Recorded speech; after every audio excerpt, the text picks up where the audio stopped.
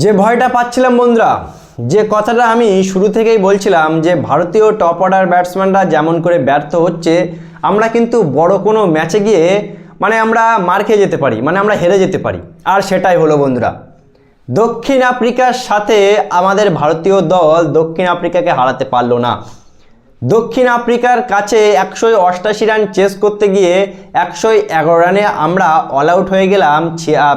76 রানের বড় মার্জিনে আমাদের ভারতীয় দল এক্সপোজ হয়ে গেল দক্ষিণ আফ্রিকার সাথে।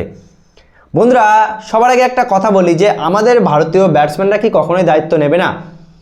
একটা সময় বিরাট কোহলি, রোহিত শর্মারা কেমন দায়িত্ব নিয়ে ম্যাচ জেতাতো, কিন্তু আজকে অভিষেক শর্মাকে দেখো, 3টে ম্যাচে পরপর ডাক মারার পরে কালকে 15 রান করে আউট হয়ে গেছে।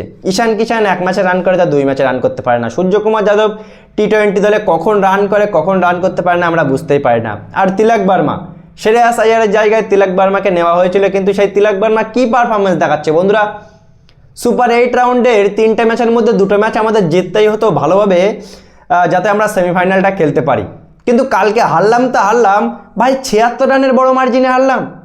এখন এই যে মাইনাস পয়েন্টে আমরা চলে গেছি, সেমিফাইনাল খেলতে গেলে আমাদের জিম্বাবুয়েকে এবং ওয়েস্ট ইন্ডিজকে বড় মার্জিনে হারাতে হবে। তারপরেও আমাদের দক্ষিণ আফ্রিকার দিকে তাকিয়ে থাকতে হবে। এই দিন আমাদের কেন দেখতে হচ্ছে? এই দিনটা আমরা কেন দেখব বন্ধুরা? আমাদের ভারতীয় দল এত শক্তিশালী দল, 8 নম্বর পর্যন্ত ব্যাটিং খেলিয়ে লাভ কি? এমন একটা দিন যে আমাদের কোনো ব্যাটসম্যান রান করতে পারবে না। 188 রান তো আহামরি যে বিশাল বড় রান ছিল তা না, কিন্তু আমরা দক্ষিণ আফ্রিকার কাছে হেরে গেলাম বন্ধুরা।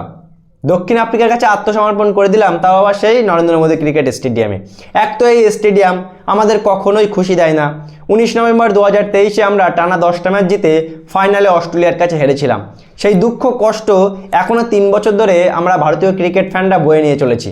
আর দক্ষিণ আফ্রিকা কালকে যে ক্ষতটা আমাদের আঘাতটা দিল, না জানি আর কত বছর এই আঘাতটা আমরা ভুলতে পারবো বন্ধুরা। ভারত যদি সেমিফাইনাল না খেলতে পারে, তাহলে এই আঘাতটা হয়তো ভারতীয় ক্রিকেট ফ্যানরা সারা জীবন মনে রাখবে। কি বলবে বন্ধুরা এই বাজে পারফরমেন্স নিয়ে, এই বাজে ব্যাটিং নিয়ে?